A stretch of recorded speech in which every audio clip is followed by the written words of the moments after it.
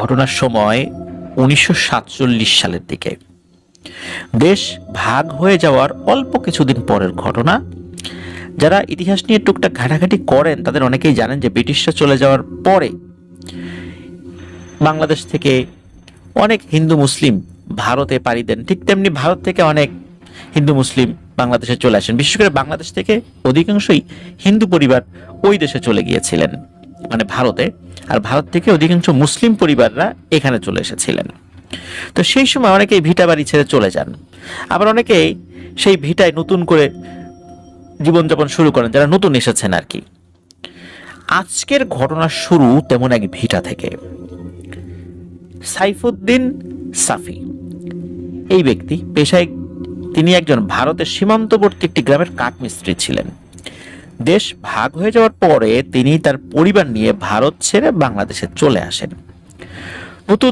নতুন বসতি করতে তাকে কিন্তু খুব বেশি বেগ পেতে হয়নি।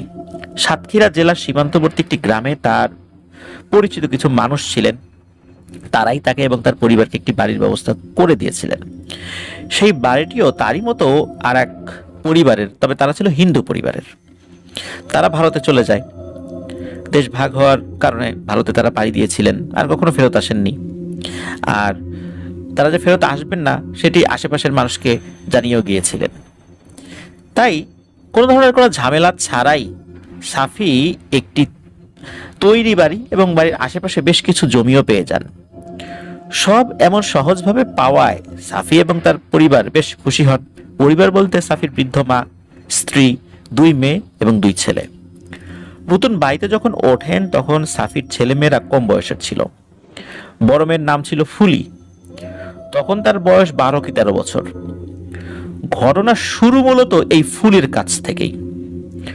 তো নতুন বসতি করে সাফি দিনরাত কঠোর পরিশ্রম করতে থাকেন, কারণ তিনি অল্প কিছু অর্থ নিয়ে এসেছিলেন, যার বেশিরভাগ এই বাড়ির দখল নিতে স্থানীয় কিছু গণ্যমান্য ব্যক্তিদের খুশি করার জন্য ব্যয় হয়ে গিয়েছিল। তাই অবশিষ্ট অর্থ দিয়েই তিনি প্রয়োজনীয় জিনিসপত্র কিনে উপার্জনের জন্য নেমে যান। উনি ভালো কাঠমিস্ত্রি ছিলেন, আর এই কারণে ওনার কাজের কিন্তু কোনো কমতি হয়নি। খুব দ্রুত এলাকায় ভালো নাম কুড়িয়ে ফেলেন তিনি। সারাদিন তিনি কাঠের কাজ করতেন, আর সন্ধ্যায় বাড়ি এসে আশপাশের শাকসবজি চাষ করার জন্য প্রয়োজনীয় কাজ সম্পূর্ণ করতেন। তার পরিবারের লোকজনও করত শাকসবজির কাজগুলো। তো দেখতে দেখতে নতুন বাড়িতে তাদের মাস 3 চলে যায়। এর মাঝে তেমন কোনো সমস্যা হয়নি। দিন এনে দিন খেয়ে চলা পরিবার ভালোভাবেই চলছিল, সেখানে কোনো সমস্যা হচ্ছিল না। কিন্তু ভালো খারাপ যে বিষয়টি আমরা বলি না কেন, আসলে কোনো কিছুই কিন্তু দীর্ঘস্থায়ী হয় না। 3 মাস পর একদিন দুপুরবেলার ঘটনা। মাটির ঘর হওয়ায় প্রায় মাটি লেপতে হতো সেই ঘরে। যারা গ্রামে থেকেছেন তারা বিষয়টি বুঝতে পারবেন। এই কাজটি মূলত সাফির মেয়ে ফুলি করত।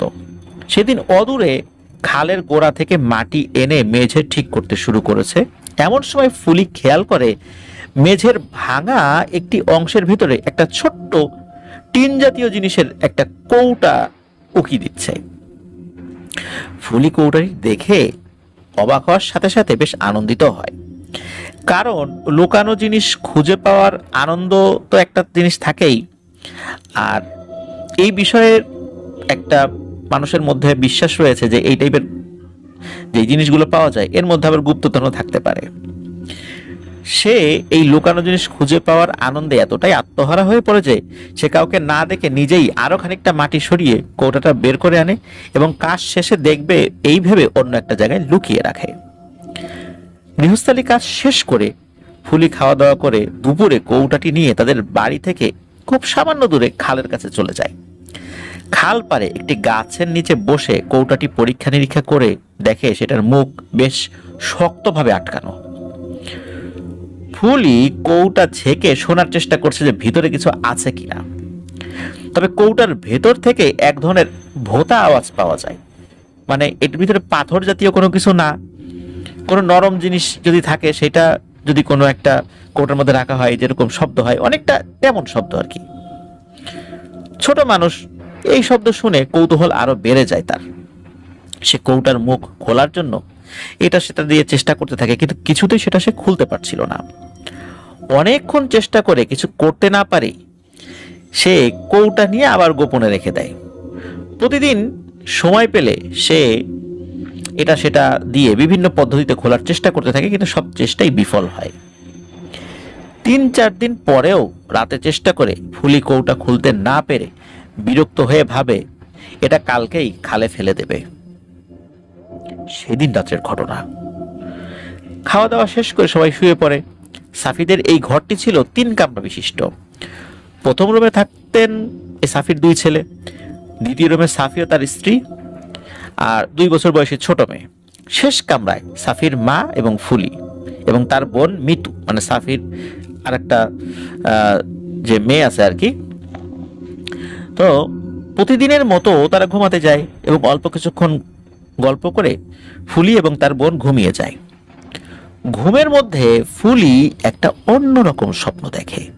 সে দেখতে পায় রাতে তার বোন ঘুম থেকে উঠে চুপি চুপি পায়ে তাদের কামরার একটা অন্য প্রান্তে মাচার উপরে রাখা পানির মশকের কাছে গিয়ে দাঁড়িয়ে পানির ভেতরে হাত দিয়ে কিছু একটা নিয়ে একটা পাত্রে রাখছে। এভাবে কয়েকবার নিয়ে পাত্র হাতে সে আবার খাটের এক পাশে এসে বসে, তারপর খাটের নিচ থেকে সেই টিনের কৌটা বের করে তার উপরে পাত্রের জিনিসগুলি ফেলে দেয়। এরপর ফুলি দেখে পাত্রের জিনিসগুলি আর কিছু না, কতগুলো নতুন বাঁশের নলের কাটা অংশ। এরপর মিতু সেই বাঁশের নলগুলো কৌটার ঢাকনার 3 দিকে রেখে বিশেষ এক কৌশলে চাপ দিতেই টিনের ঢাকনা ঝনঝন শব্দ করে খুলে মাটিতে পড়ে গেল। স্বপ্নের মধ্যেই ফুলি তার বোনকে জিজ্ঞেস করে, কিরে মিতু, তুই কেমন করে জানিস এটা এইভাবে খুলতে হয়? তখন মিতু বলে, আমি জানি না, আমারা যা কইছে আমি তাই করছি, তুমিও এইভাবে চেষ্টা কইরা দেখো, মনে রাখো নতুন বাঁশের নল লাগবে কিন্তু। একথা বলে মিতু আবার শুয়ে ঘুমিয়ে যায়। এতটুকু দেখার পরে ফুলির ঘুম ভেঙে যায়। সে উঠে বসে পাশে তাকিয়ে দেখে তার বোন অঘোরে ঘুমাচ্ছে। স্বপ্ন দেখেছে বুঝতে পেরে ফুলি আবার ঘুমিয়ে পড়ে। সকালে উঠে ফুলি মিতুকে জিজ্ঞেস করছে যে সে রাতে ঘুম থেকে উঠেছিল কিনা। উত্তরে মিতু না বলে যে না, সে ওঠে নাই। মিতুর উত্তর শুনে ফুলি একটু দ্বিধায় পড়ে গেল, কারণ তার স্বপ্ন এতটাই বাস্তব ছিল যে সত্যি এটা যে স্বপ্ন ছিল এটা মানতে ইচ্ছা করছে না। এরপরে সারাদিন কর্মব্যস্ততায় কেটে যায়। গৃহস্থালী কাজ শেষ করে ফুলি দুপুরবেলা গোসল করার জন্য নদীর ঘাটে যায়, সাথে একটি কাঁচি আর সেই টিনের কৌটাটা সাথে নিয়ে যায়। তাদের ঘাটের পাশে একটি বাঁশ বাগান ছিল। সেখানে গিয়ে দেখে যে 3টি কচি বাঁশের নল, একটা বাঁশ দেখার কি সেখান থেকে 3টি কচি বাঁশের নল কেটে ঘাটের কাছে এসে বসে। স্বপ্নে দেখা পদ্ধতিতে খোলার চেষ্টা করে কয়েকবার, কিন্তু প্রতিবারই ব্যর্থ হয়। তারপর বিরক্ত হয়ে এক পাশে রেখে সে গোসল করে খাল থেকে উঠে আসে। বাড়ি যাওয়ার আগে ভাবে আর একবার চেষ্টা করে দেখা যাক, এইবার যদি না খোলে কৌটাটা সোজা এ খালে ফেলে দিয়ে বাড়ি চলে যাব। তো যেইভাবে সেই কাজ শেষবারের মতো সে চেষ্টা করে। আর এইবারে আশ্চর্যের বিষয় হলো একবারেই ওই জিনিসটি খুলে যায়। ফুলি কৌটার মুখ খুলতে পেরে আনন্দে চিৎকার দিয়ে ওঠে। এরপর ভেতরে কি আছে জানার জন্য সে হাত দিয়ে কাপড় দিয়ে পেছনে একটা পুটলি বের করে আনে। পুটলিটার প্রথম অংশ খুলে সে ভেতরে কিছু গুঁড়া দেখতে পায়, অনেক দিনের পুরনো কোনো ধুলোর মতো। আর ওখানে দ্বিতীয় একটা পুটলি আছে। এই পুটলিটার চারপাশেও ওই ধুলার মতো লেগে আছে, পাশের যেই পুটলিটা ছিল ওর মধ্যে যে ধুলা ছিল আর কি। তো সেগুলো সে ঝেড়ে ফেলে দ্বিতীয় পুটলিটা খুলতে শুরু করে। খোলার পর সে অবাক হয়ে দেখে ভেতরে বেশ কিছু পয়সার মতো চকচকে জিনিস রয়েছে, ছোট ছোট। তো খুশিতে তো ফুলি আত্মহারা, আর আত্মহারা হয়ে ফুলি সবগুলো পয়সা তার গামছায় মুড়িয়ে নেয়। এরপরে ভেতরে থাকা আর একটা পুটলি, মানে শেষ পুটলি, এটা সে খুলে ফেলে। আর ওর ভেতর থেকে বের হয়ে আসে 1 হাত সমান একটি ঘুমন্ত সাপ। মানে সাপটি ঘুমাচ্ছিল, মৃত না। সাপটি দেখে ফুলি ভয়ে চিৎকার করে পুটলিটা মাটিতে ফেলে দেয় এবং ওই কৌটাটা রেখে গামছায় মোড়ানো পয়সাগুলো নিয়ে দৌড়ে বাড়ির দিকে চলে যায়। বাড়িতে এসে ফুলি তার মায়ের হাতে পয়সাগুলো দিয়ে সব ঘটনা খুলে বলে। ফুলির দাদি পাশে বসে শুনছিলেন। তিনি বলে ওঠেন, বৌমা, এসব জিনিস কিন্তু ভালো হয় না, এগুলো এক্ষুনি খালে ফেলে দিয়ে আসো। কিন্তু এতগুলো চকচকে পয়সা তার স্বামীকে জিজ্ঞেস না করে ফেলে দিতে চাইলেন না ফুলির মা। তাই অপেক্ষা করতে লাগলেন স্বামীর ফেরত আসার।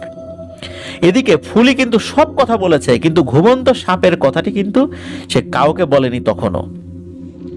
বিকেলবেলা সাফি বাড়ি ফিরে আসার পরে তার স্ত্রী স্বামীর হাতে পয়সাগুলোর মতো যে জিনিস, চকচকে জিনিসগুলো, এগুলো তুলে দিয়ে সব কথা খুলে পড়ে। সাফি সব শুনে মেয়েকে ডেকে প্রথমে হালকা বকাঝকা করলেও পরে খুশি হয়ে মেয়ের মাথায় হাত বুলিয়ে দেন। ফুলিও তার বাবাকে শুরু থেকে সবকিছু বলে, শুধু ওই সাপের বিষয়টা ছাড়া। সব শুনে সাফির মনটা কেমন যেন একটু করে উঠলো, কিন্তু অভাবের সংসারের দিকে তাকিয়ে তার মনের মধ্যে যে খটকাটা ছিল সেটা মাথা থেকে ঝেড়ে ফেলে দিল। গুনে গুনে সে দেখলো সেখানে মোট 55টি পয়সা ছিল।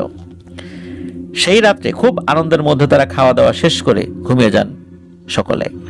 পরের দিন সকালবেলা সাফি ওই 55টা মুদ্রা থেকে 5টি মুদ্রা নিয়ে গঞ্জের দিকে রওনা হয়।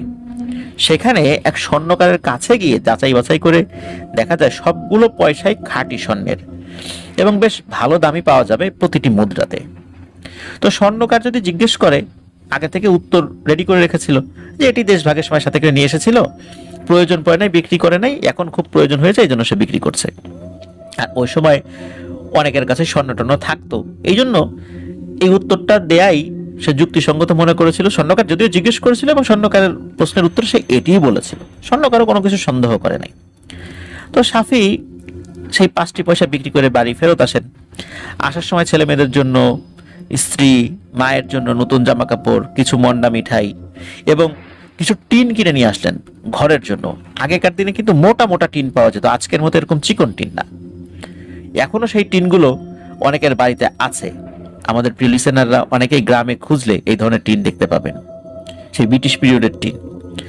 আর সাফি আরো কিছু ভাবলেন, সেটা হলো কিছু গরু বছর পালবেন, তার জন্য গোয়াল ঘর তৈরি করতে হবে, এই জন্য টিন লাগবে। তো বাড়ি ফিরে আসার পর সবাই ওই দিন খুব আনন্দ করলো। সাফি অনেকদিন পরে ছেলে মেয়েদের এমন খুশি দেখে নিজেও আনন্দিত হন।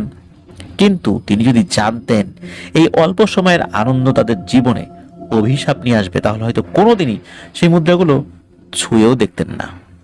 সেদিন রাত্রের ঘটনা, খেয়ে সবাই শুয়ে পড়েছে। ঠিক কত রাত হয়েছে সেটা বলা খুব মুশকিল। হাঁটাহাঁটির শব্দে ফুলির ঘুম ভেঙে যায়, মানে কোনো কিছু হাঁটাহাঁটি করছে। ফুলির মনে হলো ঘরের ভেতরে কেউ ভারী পায়ে হেঁটে বেড়াচ্ছে। শব্দ শুনে ফুলি বিছানায় উঠে বসে এবং অপেক্ষা করে হাঁটার শব্দ তাদের কোন রুম থেকে আসছে বা কোথা থেকে আসছে। অল্প কিছুক্ষণ পর ফুলি শুনতে পায় হাঁটার শব্দ তাদের রুমে প্রবেশ করেছে এবং সেই শব্দের অধিকারী, মানে যে শব্দটা করছে, সে বিশাল দানবীয় একটা অবয়ব। লম্বায় সে ঘরের চাল ছুঁই ছুঁই, প্রস্থেও বিশাল, হাতগুলো লম্বা লম্বা, লোমশ তার সারা শরীর। সেই দানবটি রুমে প্রবেশ করে ফুলিকে দেখতে পায় এবং আবার পেছনে ফিরে দ্রুত চলে যায়। ফুলি সেটাকে যেতে দেখে ভয়ে দাদির কাছে ঘেঁষে গুটিসুটি হয়ে শুয়ে পড়ে এবং ঘুমিয়ে যায়। সকালে ঘুম থেকে উঠে ফুলি ভাবে রাতে মনে হয় খারাপ স্বপ্ন দেখেছে। সাফি সেদিন কাজে না গিয়ে গোয়াল ঘরে কাজ শুরু করে দেন এবং দুপুর নাগাদ সেটি তৈরিও হয়ে যায়। বিকেলে হাটে গিয়ে একটি বাছুর সহ গাভী কিনে এনে স্ত্রীকে বুঝিয়ে দেন। ছেলে মেয়ে স্ত্রী সবাই খুব খুশি। রাতের খাওয়া শেষ করে সাফি কুপি হাতে নিয়ে গোয়াল ঘরের দিকে যান সব ঠিকঠাক আছে কিনা দেখতে। দেখে ফিরে আসছেন, এমন সময় চাঁদের আলোয় খেয়াল করেন যে তার ঘরের উঠোনের এপাশ থেকে ওপাশে বড় বিশাল একটা দানবীয় অবয়ব হেঁটে চলে গেল। ভয়ে সাফি গুটিসুটি হয়ে যায় একদম। সাফি যেখানে ছিলেন সেখানে দাঁড়িয়ে দোয়া দরুদ পড়তে থাকেন, কিন্তু না, সেই অবয়বটি আর ফেরত আসলো না। যেদিকে চলে গেল তো চলেই গেল। সাফি আস্তে আস্তে এদিক সেদিক তাকিয়ে ঘরের কাছে এসে দরজা দিয়ে ঢুকতে যাবেন, এমন সময় ঘরের পেছন দিক থেকে তার বড় মেয়ের চিৎকার শুনতে পান। দৌড়ে তিনি উঠোন পেরিয়ে পেছনে গিয়ে দেখেন সেই দানবীয় অবয়বটি তার বড় মেয়ের অর্থাৎ ফুলির পা ধরে টেনে হিচড়ে ঘরের পেছনের দরজা দিয়ে বের করে ফেলেছে ইতোমধ্যে। সাফি এটা দেখে দৌড়ে আল্লাহর নাম নিয়ে সেদিকে আগান। সাফির কাছে যেতেই ওই দানবীয় অবয়বটি ফুলিকে ছেড়ে দৌড়ে বাড়ির পেছনের ঝোপঝাড়ের ভিতরে হারিয়ে যায়।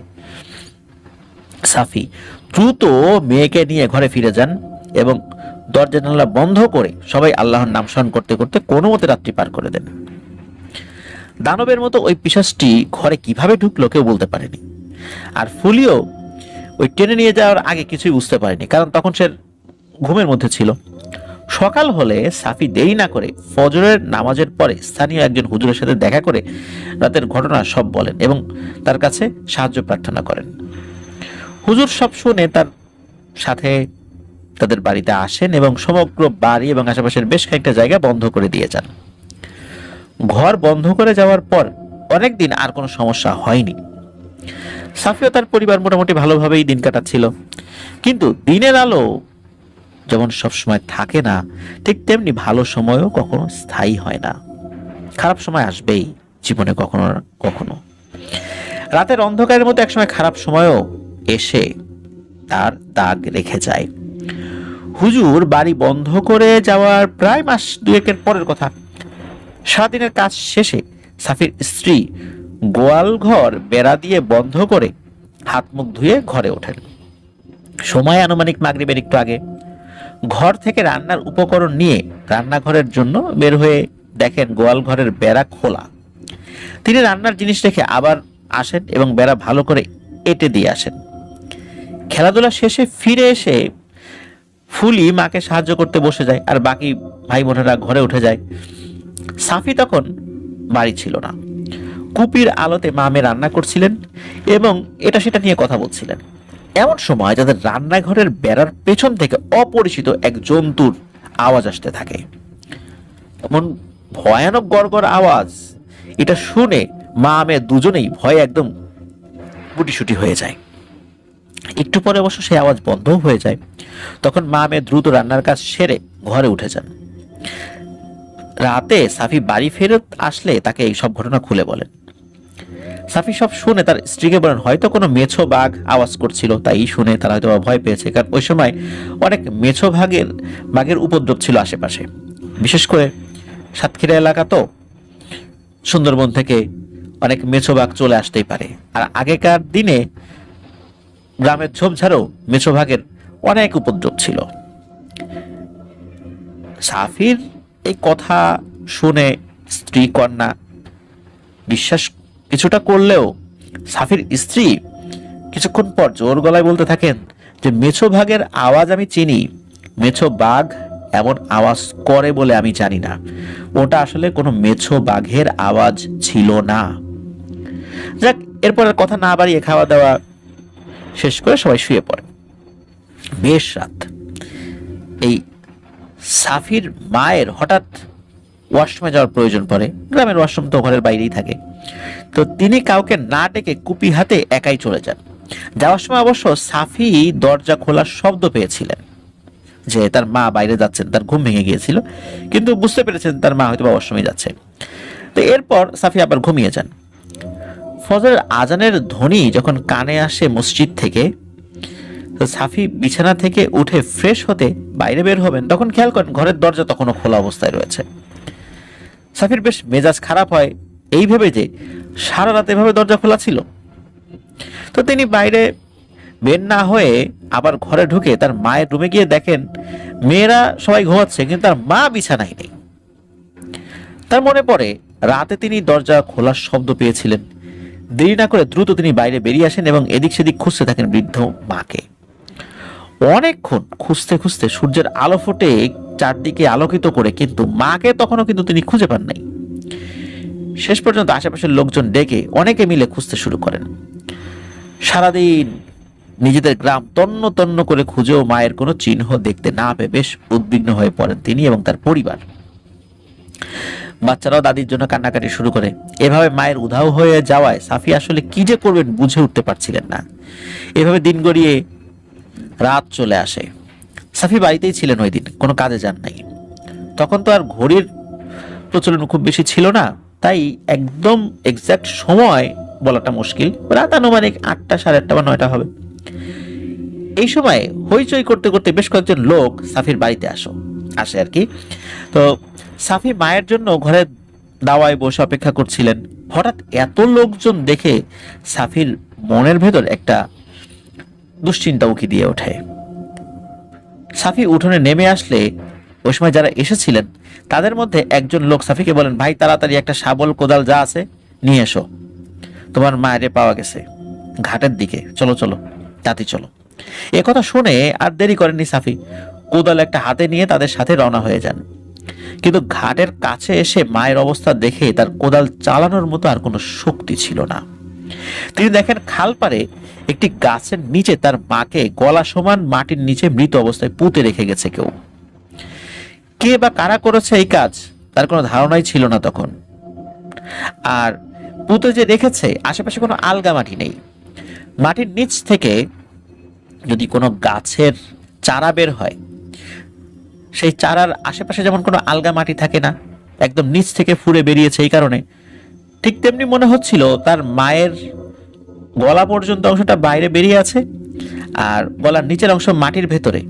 মনে হচ্ছে মাটির নিচ থেকে আস্তে আস্তে এই মাথাটা ফুঁড়ে বেরিয়েছে, কিন্তু আশেপাশে কোনো আলগা মাটি নেই। বিষয়টি খুবই অদ্ভুত এবং ভয়ানক ছিল। উপস্থিত লোকজনদের মাঝে তখন স্থানীয় মসজিদের ইমাম সাহেব উপস্থিত ছিলেন। তিনি লাশের অবস্থা দেখে বুঝতে পেরেছিলেন এটা কোনো মানুষের কাজ নয়, কিন্তু ওই সময়ের বাস্তবতায় তিনি কিছু বলেননি। সবাই মিলে মাটি খুঁড়তে শুরু করে দেন, কিন্তু মাটি বেশি দূর খুঁড়তে আসলে হয়নি তাদের। আনুমানিক বুক পর্যন্ত মাটি খুঁড়ে সবাই দেখতে পেলেন সাফির মায়ের বুকের নিচের অংশ নেই। লণ্ঠনের আলোতে স্পষ্ট বোঝা যাচ্ছিল। এটা দেখে উপস্থিত সবাই ভয়ে হতবিহ্বল হয়ে যান। সবাই উঠে চলে যেতে চাইলে সাফির কাকুতি মিনতি শুনে ইমাম সাহেব সবাইকে আবারও অনুরোধ করেন লাশ বের করে আনার জন্য। ইমাম সাহেবের কথা কেউ অমান্য করেননি। তখনকার সময়ে ছোট বড় সব হুজুরের অন্যরকম একটা সম্মান ছিল। তারাও অনেক আমলদার ছিলেন, ওই সময়ে সবকিছু মেনে চলতেন। আর মসজিদের ইমাম সাহেবরা ছিলেন খুবই সম্মানিত, তাদের কথা মোটামুটি সবাই শুনতেন। ইমাম সাহেবের অনুরোধে সবাই মিলে হাত লাগিয়ে মাটি খুঁড়ে লাশের অর্ধেক অংশটি বের করে আনেন। খুব বীভৎস এবং একই সাথে ভয়ঙ্কর এক দৃশ্যের সাক্ষী হয়ে থাকলেন উপস্থিত সকলে। লাশের বাকি অংশ কিন্তু আর পাওয়া গেল না। লাশ বের করে আনার পর ইমাম সাহেব সকলের উদ্দেশ্যে বলেন, এই লাশ বেশিক্ষণ রাখা যাবে না, যত দ্রুত সম্ভব কবর দিয়ে দিতে হবে। সেই রাত্রে সবার সহযোগিতায় সেই খালপাড়ের একটি স্থানে জানাজা সহকারে সাফির মায়ের দাফনের কাজ শেষ করা হয়। দাফন শেষে সবাই যখন চলে যাচ্ছে তখন ইমাম সাহেব সাফিকে ডেকে বললেন সকালে যেন সাফি দেখা করেন তার সাথে। সাফি সম্মতি জানিয়ে বাড়িতে চলে আসে। বাড়িতে তখন কান্নার ঢল। বাচ্চারা দাদিকে হারিয়ে খুব কান্নাকাটি করছে। সাফির স্ত্রী তার কাছে এসে বলেন, আপনি ওই পয়সাগুলো ফেলে দেন, ওইগুলো ঘরে আসার পর থেকে সব শুরু হয়েছে। স্ত্রীর এমন কথা শুনে সাফি বেশ রেগে যান এবং গালিগালাজ করে বলেন, ওগুলো কি চুরি করে আনছি না ডাকাতি করে আনছি যে ওর জন্য এই সমস্যা হবে? আম্মার মৃত্যু এগুলোর জন্য হয় নাই। রাত বিরেতে এই ধরনের ঘটনা ঘটেই থাকে। উনি রাতের বেলা ওয়াশরুমে গিয়েছিল, ওই সময় কোনো কিছু দেখে ভয় পেয়েছিল বা কোনো কিছুর উপরে সে পা দিয়ে আঘাত করেছিল, হয়তোবা ক্ষিপ্ত হয়ে ওই জিনিসটাই কাজ করেছে। এটা গ্রামে কিন্তু অহরহই হয়। তো আর এই জায়গাটা খুব বেশি ভালো না। এই জিনিসটা সাফি তার স্ত্রীকে বলেন এবং এটাও বলেন, তুমি কি বেশি বোঝার চেষ্টা করো না, তুমি বাচ্চাদের দিকে খেয়াল রাখো, ওরা যেন রাতের বেলা বের না হয়। আমি হুজুরের সাথে সকালবেলা দেখা করতে যাব, দেখি কি করা যায় বিষয়টা নিয়ে। স্ত্রীকে এসব কথা বললেও মনের ভিতর এক কোণে তিনি নিজেও একটা উপলব্ধি করতে পেরেছিলেন যে এই পয়সাগুলোর কোনো একটা ঝামেলা আছে। সাফিয়া অনেকের কাছে বিভিন্ন সময় বিভিন্ন ঘটনা শুনেছেন যে এরকম অপ্রত্যাশিতভাবে পাওয়া গুপ্তধন জাতীয় সম্পদের নাকি অনেক দোষ থাকে। সাফি মনের ভেতরে এক ভয় নিয়ে গত দুদিনের ক্লান্তিকর পরিস্থিতির কারণে খুব দ্রুতই ঘুমিয়ে পড়েন।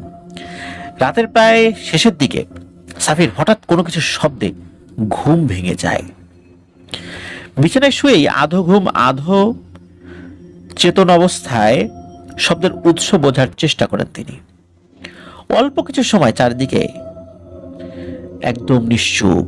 ভুল শুনেছেন ভেবে চোখ বুজে আবার ঘুমিয়ে পড়বেন। এমন সময় তার মাথা বরাবর খাটের ঠিক নিচ থেকে কে জানি টোকা দিল। শব্দ শুনেই সাফির সাথে সাথে খাটের উপর ধর্মর করে উঠে বসে। সেদিন তার স্ত্রী মেয়েদের সাথে ঘুমিয়েছেন, তাই রুমে সাফি একাই ছিলেন।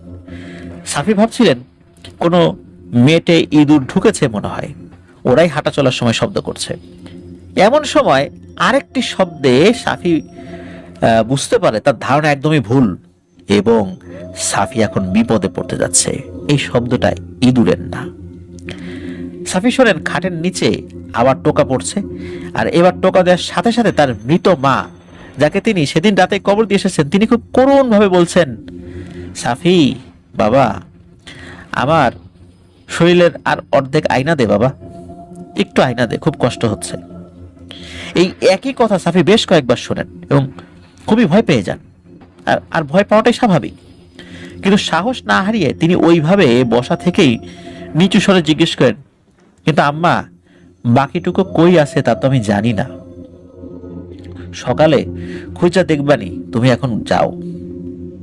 একথা শুনে খাটের নিচে সেই সত্তা তার গলার আওয়াজ পরিবর্তন করে হুবহু সাফির কণ্ঠেই বলে ওঠে, সকালে কই খুঁজবি রে সাফি, তাহলে তো তুই খাইছিস। সাফি নিজের কণ্ঠ ওই চোখের নিচ থেকে শুনে আর সাহস ধরে রাখতে পারেনি। তিনি চিৎকার করে ওঠেন, আর মাথার যে কাছের যে জানালাটা, সেই জানালা দিয়ে আসা আবছা চাঁদের আলোয় দেখতে পান তার চিৎকারের সাথে সাথে খাটের নিচ থেকে বানরের সাইজের একটি নীলচে রঙের বামন টাইপের কোন একটা জিনিস 4 হাত পায়ে ভর দিয়ে কুকুরের মতো বের হয়ে ঘরের অপর প্রান্তে গিয়ে 2 পায়ে দাঁড়িয়ে পেছনে সাফির দিকে একবার ঘুরে তাকিয়ে হেসে দেয়। এই আলোতে ঘরের মধ্যে যতটুকু আলো ছিল, চাঁদের আলো, ততটুকুই সাফি স্পষ্ট এটা দেখতে পেয়েছিল। সাফি দেখেন সেই বামনের মতো এই অদ্ভুত ভয়ঙ্কর শরীরের গলার উপরে যা চেহারা দেখা যাচ্ছে, সেটা আর কেউ না, তার সদ্য মৃতা মায়ের চেহারা। আর সেই মুখের হাসি দেখে সাফি ভয়ে আরো জোরে চিৎকার দিয়ে ওঠে। ঠিক তখনই লণ্ঠন হাতে তার স্ত্রী এবং বড় মেয়ে ছুটে আসে। সাফি দেখলেন তার স্ত্রী কন্যা ঘরে প্রবেশের মুহূর্তেই বামন আকৃতি সেই অবয়বটি তার ঘরের টিনের বেড়া বেয়ে সরীসৃপের মতো উঠতে উঠতে শূন্যে মিলিয়ে যায়।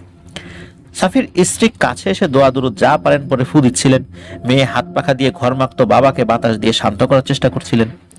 কিছুক্ষণ পরে সাফি আস্তে আস্তে ধাতস্থ হন এবং এর কিছু সময়ের মধ্যেই ফজরের আজান শুনতে পান। দেরি না করে তাড়াতাড়ি উঠে ছেলেদের সাথে নিয়ে মসজিদে সালাত আদায় করতে চলে যান। নামাজের পরে সাফি মসজিদেই ছেলেদের নিয়ে বসেছিলেন। ইমাম সাহেব একটু পরেই মুসল্লিরা সবাই চলে গেলে তার সামনে এসে বসেন। ইমাম সাহেব সাফিকে জিজ্ঞেস করলেন, সাফি ভাই, আপনি নিজেও মনে হয় বুঝতে পেরেছেন যে আপনার মায়ের মৃত্যু স্বাভাবিক না। কি এমন করেছেন আপনারা যার কারণে এই বয়স্কা একজন মানুষ এইভাবে নিহত হলেন? এরপরে সাফি ভাই ওনার বাড়ির আঙিনায় দেখা সেই দানবাকৃতি থেকে শুরু করে নিয়ে গতকাল রাতে তার সাথে ঘটে যাওয়ার সব ঘটনা খুলে বলেন। স্থানীয় একজন হুজুরের সাহায্য নিয়ে তিনি যে বাড়ির আঙিনা বন্ধ করেছিলেন সেই কথাও বলতে ভুললেন না, কিন্তু টিনের সেই কৌটা আর তার ভেতর থেকে পাওয়া মুদ্রার বিষয়টি একদমই উনি চেপে যান।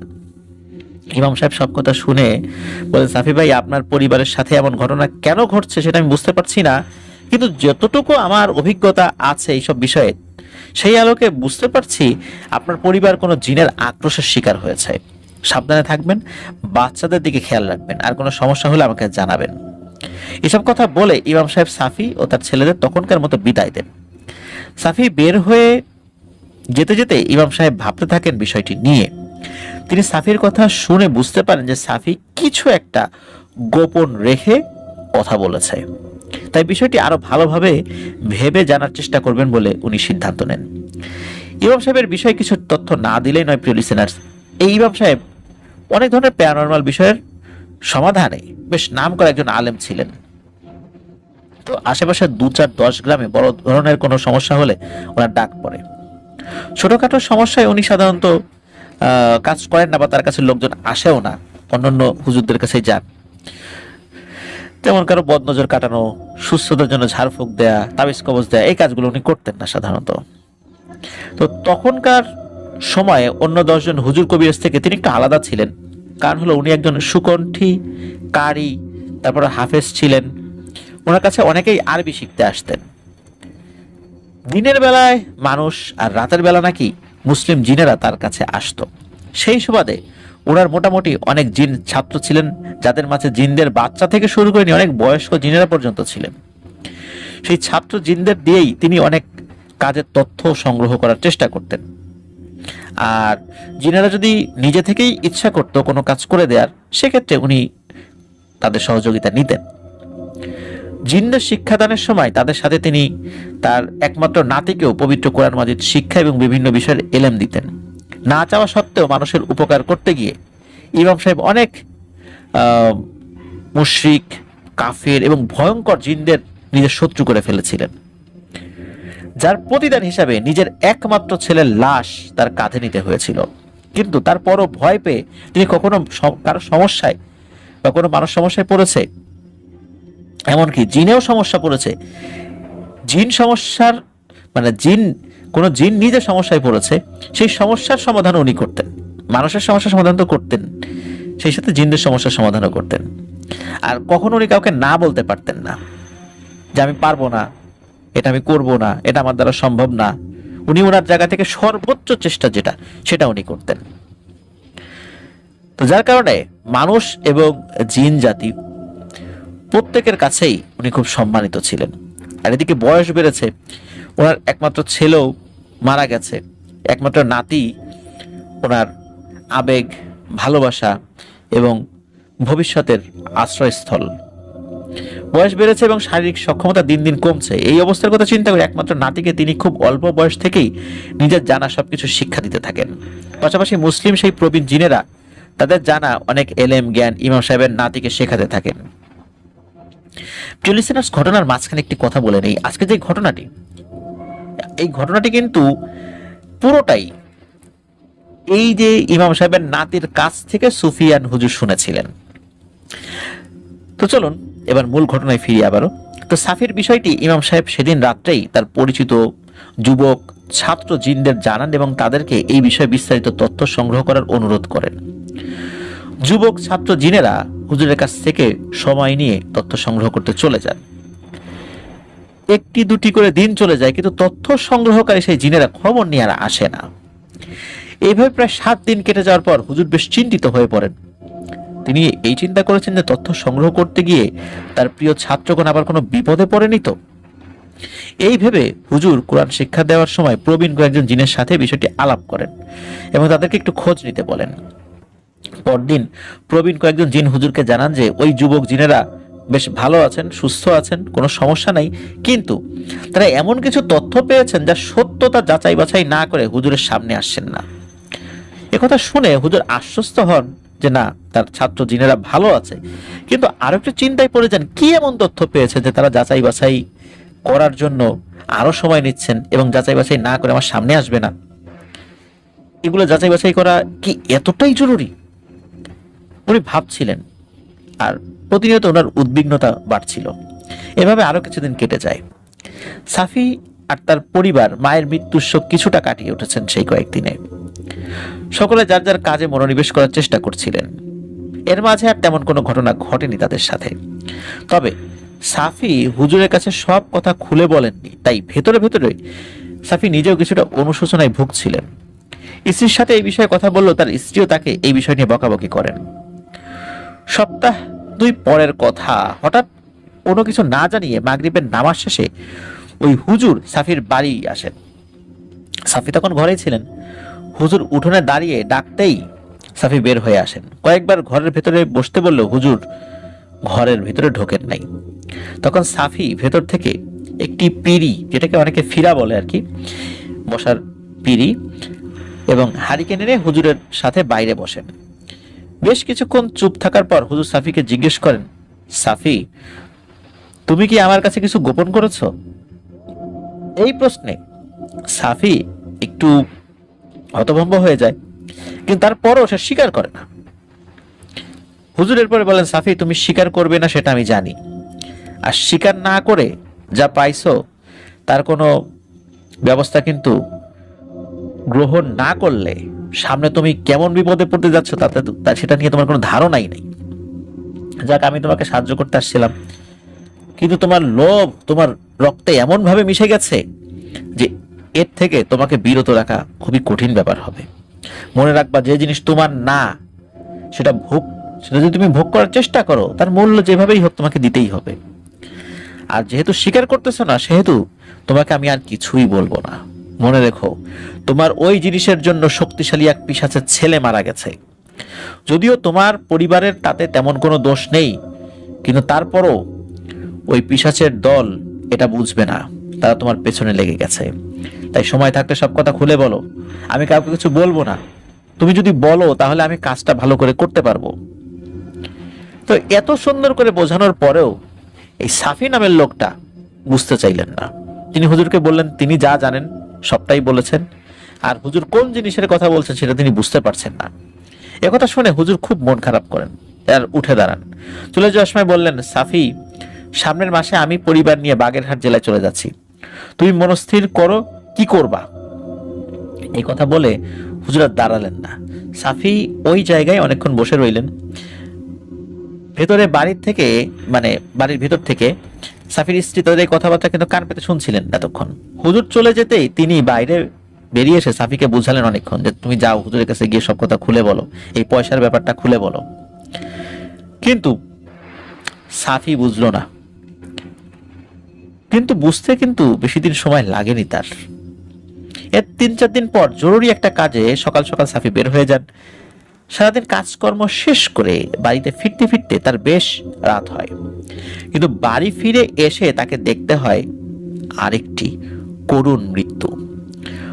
উঠোনে তার ছোট ছেলের লাশ সামনে নিয়ে তার স্ত্রী কান্না করছে। বাকি ছেলেমেয়েরা মায়ের পাশে বসে কাঁদছে, আশেপাশের প্রতিবেশীরাও আছে সেখানে। সবাই তাদের সান্ত্বনা দেওয়ার চেষ্টা করছিল, কিন্তু সন্তান হারা একজন মায়ের কষ্ট কোনো সান্ত্বনাতে কি আসলেই কমে? সাফি হতবিহ্বল অবস্থায় স্ত্রীর পাশে বসে কান্নায় ভেঙে পড়েন। তাকে দেখে তার স্ত্রী চিৎকার করে সকলের সামনে অকথ্য ভাষায় গালিগালাজ করতে থাকেন আর বলতে থাকেন, তুই আমার ছেলেটারে মারছিস, তোর লোভ ছেলেটারে মারছে। স্ত্রী এগুলো বলতে বলতে যদি পয়সার কথা সব বলে দেয়, এই ভয়ে সাফি সেখান থেকে উঠে একটু দূরে সরে যায়। দূরে দাঁড়িয়ে কান্না করতে থাকেন। এমন সময় ইমাম সাহেব সাফির পাশে এসে দাঁড়িয়ে বলেন, আর কয়টা ছেলে পেলে মরলে তুমি বুঝবা সাফি? তুমি তো ছিলা না, জানো তোমার ছেলে কিভাবে মারা গেছে? দুপুরে তোমার স্ত্রী ঘাটে ধোয়া পাল্লার কাজে গেছে, সে সময় অনেক লোকজনই সেখানে ছিল। তোমার বাচ্চাটা অন্য বাচ্চাদের সাথে ঘাটে গোসল করছিল। এমন সময় তোমার ছেলে হঠাৎ করে চিৎকার দিয়ে বলে ওঠে, মা, আমার পায়ে কি যেন লাগছে। এই কথা শেষ হতে না হতেই সবার চোখের সামনে এক টানে তোমার ছেলেকে কেউ যেন মাঝ নদীতে নিয়ে যায়। তারপর তোমার ছেলে শুধু একবার মা বলে চিৎকার দিতে পেরেছে। এরপর তাকে কেউ একজন টেনে নিয়ে যায়। সাথে সাথে ঘাটের সবাই ভয় পেলেও ব্যস্ত হয়ে খোঁজা শুরু করে, কিন্তু কোথাও তাকে পাওয়া যায়নি। তোমার ছেলের লাশ পাওয়া গেছে মাগরিবের আজানের সময়, তাও আবার যেখান থেকে টেনে নিয়ে গেছে ঠিক সেই জায়গাতে। এখনো সময় আছে, বাকি ছেলে মেয়েদের কথা চিন্তা করো। এই কথাগুলো বলে ইমাম সাহেব সেখান থেকে চলে যান। সেদিন রাত্রেই সাফির ছেলেকে কবর দেওয়া হয়। সারা রাত সাফি কুপি জেলে উঠানে বসে কান্নাকাটি করে। 2-3 দিন পর সকালে ফজর আজান দিলে সাফি মসজিদে সালাত আদায় করতে যায়। সালাত আদায় শেষে সাফি একান্তে ইমাম সাহেবের কাছে মেয়ের টিনের কৌটা পাওয়া থেকে শুরু করে নিয়ে মুদ্রা পাওয়া যায় সেখান থেকে কিছু খরচ করা সব ঘটনা খুলে বলেন। সব শুনে ইমাম সাহেব একটু গম্ভীর হয়ে চিন্তায় ডুবে যান। একটু পরে সাফিকে বলেন, সাফি, তুমি যা বলছো তার মোটামুটি সবই আমি জানি। এত কিছু বললে কিন্তু সাপটার কথা কেন বললে না? ইমাম সাহেবের এই প্রশ্নে সাফির মাথায় আকাশ ভেঙে পড়ে। তিনি বলেন, সাপ? সাপ আবার কোথা থেকে আসলো? সাপের কথা কি বলবো, আমি তো কিছু বুঝতে পারছি না। সাফির এই কথায় এবং তার চেহারা দেখে ইমাম সাহেব বুঝলেন যে সাফি আসলে সাপের বিষয়ে কিছু জানে না। তখন ইমাম সাহেব বলেন, শোনো তাহলে, সেদিন তোমার মেয়ে সেই কৌটায় শুধু মুদ্রাই পায়নি, সেই কৌটায় একটি সাপও ছিল। এই সাপটি মূলত বন্দী ছিল সেই কৌটায়। তুমি যে মুদ্রাগুলো পেয়েছো সেগুলো হচ্ছে ওই সাপটির প্রাণের মূল্য।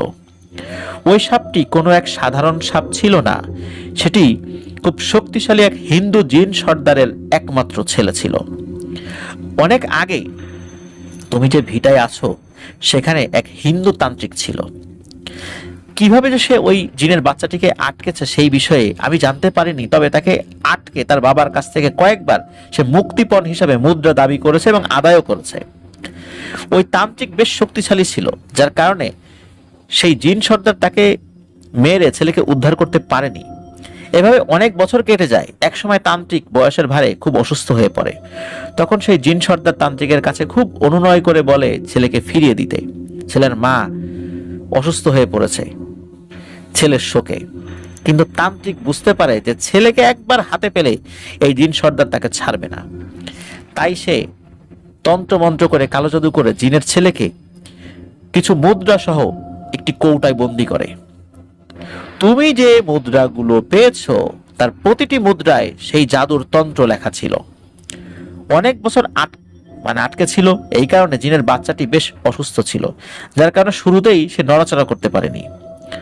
মুদ্রাগুলো নিয়ে তোমার মেয়ে যখন চলে যায় তখন তার উপর থেকে জাদুর প্রভাব কাটতে শুরু করে এবং কিছুক্ষণ পরে সে একটু নড়াচড়া করে ওঠে। কিন্তু আল্লাহ হয়তো তার মৃত্যু তার বাবার সামনে লিখে রেখেছিল। সাপটি যখন জ্ঞান ফিরে পেয়ে নড়াচড়া শুরু করে তখন ঘাটের পাশে খেলাধুলা করতে থাকা কিছু ছেলে পেলের চোখে পড়ে যায়। তারা সবাই মিলে লাঠি দিয়ে পিটিয়ে মেরে ফেলে তাকে। আর সেই ছেলে পুলের দলে তোমার 2 ছেলেও ছিল। আর এই সব ঘটনা খুব কাছে একটি গাছের ডালে বসে সেই সর্দার জিন দেখছিল। দিনের আলো থাকায় এবং আশেপাশে অনেক অনেক মানুষ থাকায় সে তার ছেলেকে নিতে পারছিল না, শুধু অসহায়ের মতো এই দৃশ্য দেখছিল। এত বছর নিজের ছেলেকে আটক আছে এটা জানার পরও, এই প্রথম দেখে তারপরও ছেলেকে নিতে পারছিল না। অপেক্ষা করছিল তার ছেলে একটু সুস্থ হয়ে পানিতে নেমে পড়লেই ছেলেকে সে সরিয়ে নেবে। কিন্তু তার বদলে এত বছর অপেক্ষার পরে দেখতে হলো ছেলের করুণ মৃত্যু। তুমি নিজেই বলো, তার জায়গায় তুমি থাকলে তুমি কি করতে সাফি? তার উপরে তুমি সেই তন্ত্রের মুদ্রা খরচ করে সেই অর্থে পরিবারের মুখে খাবার দিয়েছ। তুমি কি বুঝতে পারছো তুমি যে তুমি এবং তোমার পরিবার কি ভয়ানক বিপদে পড়েছ? খুব তাড়াতাড়ি এই তন্ত্রের প্রভাব দেখা যাবে, তখন কি করবা? তোমার লোভ পরিবারকে কোথায় নিয়ে গেছে, বুঝতে পারছো? কথাগুলো বলে ইমাম সাহেব থামলেন। সাফি বুঝতে পেরেছিলেন তিনি আসলে কি বিপদে পড়েছেন। তখন সাফি হাউমাউ করে কেঁদে ইমাম সাহেবের কাছে সাহায্য প্রার্থনা করেন। ইমাম সাহেব তাকে শান্ত করে বলেন, আমি কতটুকু কি করতে পারবো জানি না, তবে চেষ্টা করব। তুমি এক কাজ করো, বাকি মুদ্রাগুলো সব নিয়ে আসো আমার কাছে, আর ছেলেকেও সাথে করে নিয়ে আসো। সাফি দেরি না করে তখন বিদায় নিয়ে দ্রুত বাড়ি ফেরত আসেন। মুদ্রাগুলো নিয়ে ঘর থেকে বের হবেন, তখন আবার তার মাথায় শয়তানি বুদ্ধি উকি দেয়। তিনি ভাবেন এখান থেকে আরো কিছু মুদ্রা রেখে বাকিটা দেবেন হুজুরের হাতে। হুজুরকে তো বলে এসেছেন কিছু খরচ করেছেন, এতে হুজুরের সন্দেহ হবে না। আর হুজুর যদি আল্লাহর রহমতে সবকিছু ঠিকঠাক করে দিতে পারেন তাহলে তো এই মুদ্রাগুলো পরে খরচ করার কোনো সমস্যা নাই। আর কতগুলো মুদ্রা আমি খরচ করেছি এটা তো হুজুরকে বলি নাই। এই ভেবে সেই মুদ্রাগুলো থেকে কিছু মুদ্রা সরিয়ে রেখে বাকিগুলো নিয়ে ছেলেকে সাথে নিয়ে মসজিদে ফেরত যান। ইমাম সাহেব মুদ্রাগুলো নিয়ে সাফির ছেলেকে বসিয়ে বেশ কিছু আমল করে পানি খাইয়ে দেন এবং শরীর বন্ধ করে দেন। তারপর সাফিকে বলেন, এখন তোমরা বাড়ি যাও, আমি বিকেলে আসব, তোমার বাড়ি বন্ধ করে দিয়ে যাব। আর ছেলেকে একটু চোখে চোখে রেখো কিছুদিন, আমি দেখি জিন সর্দারকে কিভাবে মানানো যায়। এরপরে সাফি ছেলেকে নিয়ে বাড়ি ফেরত আসেন। আর কাউকে না বলে যে কয়েকটি মুদ্রা রেখেছিলেন সেটি ঘরের বাইরে উঠোনের এক জায়গায় সবার অলক্ষ্যে মাটি চাপা দিয়ে লুকিয়ে রাখেন। এইদিকে পুত্র শোকে সাফির স্ত্রী খুব অসুস্থ হয়ে পড়েন। এইদিকে কি হচ্ছে সে কোনো কিছু খেয়াল করতে বা জানতেও পারলো না। দুপুরবেলা সাফি ছেলেকে নিয়ে খেতে বসেছেন, এমন সময় শুনতে পান ঘরের ভেতর থেকে তার স্ত্রী একই সাথে দুটি ভিন্ন কণ্ঠে কথা বলছে। একটি তার নিজের কণ্ঠ, কিন্তু অন্যটি এই পৃথিবীর কারো কণ্ঠ হতেই পারে না। এমন কর্কশ পুরুষালী মোটা কণ্ঠ কোনো মানুষের হয় কিনা সন্দেহ। শুধু কণ্ঠ শুনেই সাফির ভয়ে ঘাম ছুটে যায়। তিনি ছেলে মেয়েদের বসিয়ে রেখে ঘরের ভেতরে রুমে প্রবেশ করে দেখেন তার স্ত্রী খাটের উপর শুয়ে থাকা অবস্থায় নিজেই এভাবে কথা বলছে। দুটি কণ্ঠই তার ভেতর থেকে আসছে, যদিও স্ত্রীর কথা ছাড়া অন্য কণ্ঠটি কি বলছে এটি সে বুঝতে পারছিল না। সাফি একটু কাছে গিয়ে স্ত্রীর নাম ধরে ডাকতে তার স্ত্রী এক ঝটকায় তার দিকে ফেরত তাকায়। সেই তাকানো যে ভয়ঙ্কর দৃষ্টি এটি কোনো মানুষের হয় না। সাফি দেখতে পান তার স্ত্রীর চোখের কোনো মণি দেখা যাচ্ছে না, শুধু সাদা অংশটুকু দেখা যাচ্ছে। সাফির ডাকে তার স্ত্রী তার দিকে তাকিয়ে শুয়ে থাকা অবস্থায় ওই অবস্থাতেই শরীরের কোনো অংশ না ভেঙে, মানে হাঁটু না ভেঙে শটান দুই পায়ের উপরে দাঁড়িয়ে পড়ে। এটা দেখে সাফির ভয়ে অবস্থা খারাপ হয়ে যায়। সাফি দ্রুত স্ত্রীর কাছে গিয়ে তাকে ধরতে যায় আর ছেলে মেয়েদের বলে লোকজন ডাকতে। বড় মেয়ে ফুলি এসে বাবাকে সাহায্য করতে মাকে জাপটে ধরে। ঠিক তখনই তার স্ত্রী দুই হাতে মেয়ের দুই গাল চেপে ধরে আর মুখের সামনে এনে সেই ভয়ানক কণ্ঠে বলে ওঠে, তোর কিছু হবে না আপাতত, তুই আমার ছেলেকে মুক্ত করেছিলি, কিন্তু তোর আর কিছুই থাকবে না, এটা মনে রাখিস। এ কথা বলে ফুলিকে ছেড়ে দিয়ে সেই অমানসিক কণ্ঠটা সাফির দিকে মুখ ঘুরিয়ে বলে, তোর সাথে কিন্তু আমার অনেক হিসাব বাকি রে সাফি। তোর মতো বাপ যার থাকে, সেই বাপের ছেলে পেলেদের হত্যা করার জন্য জল্লাদের প্রয়োজন হয়, আর তুই একাই যথেষ্ট, তুই একাই জল্লাদের কাজ করতে পারবি। তোর সাথে আমার হিসাব নিকাশ চুকাতে হবে, আর তোর মতো বাপ আর কারো ঘরে যেন না থাকে। এ কথা বলে এক বিকট চিৎকার দিয়ে তার স্ত্রী জ্ঞান হারান। সাফির অবস্থা ভয়ে খুব খারাপ, তারপরও সে অনেক কষ্ট করে স্ত্রীকে শুইয়ে দিয়ে পাশে বসে দোয়া দরুদ পড়তে থাকেন। একটু পরেই ঘরের আশেপাশে বেশ কয়েকজন লোক এবং মহিলারা চলে আসেন। তারা আসলে মহিলাদের কাছে স্ত্রীকে রেখে সাফি বাইরে বের হয়ে এসে বসেন। একটু পরে ইমাম সাহেবকে নিয়ে সাফির আর এক ছেলে বাড়ি ফেরত আসেন। ইমাম সাহেব এসে সব শুনে উঠানে বসেই একটু পানি এনে বেশ কিছু আমল করে ফু দিয়ে সাফির হাতে দিয়ে তার স্ত্রীকে খাইয়ে দিতে বলেন। সাফি উঠে গেলে ইমাম সাহেব বাড়ির পেছনের ঝোপের ভেতরে চলে যান। একটু পর বেশ কিছু কাঁচা ডাল নিয়ে ফেরত আসেন। উঠোনে এসে সেগুলো পড়া পানি দিয়ে ধুয়ে দেন। তারপরে অনেকক্ষণ ধরে বিভিন্ন আমল করে ডালগুলোতে ফু দিতে থাকেন। বেশ কিছুক্ষণ পর হুজুর একজনের সাহায্য নিয়ে উঠে দাঁড়ান। সবাই বুঝতে পেরেছিলেন হুজুর একটু অসুস্থ হয়ে পড়েছেন, কিন্তু প্রবীণ হুজুর থামলেন না। তিনি উঠে দাঁড়িয়ে মুখে বিভিন্ন দোয়া কালাম উচ্চারণ করতে করতে ডালগুলো নিয়ে বাড়ির সীমানার চারদিকে পুঁতে রেখে আসেন। এত সময়ের মাঝেও ইমাম সাহেব একবারের জন্য আমল পাঠ বন্ধ করেননি।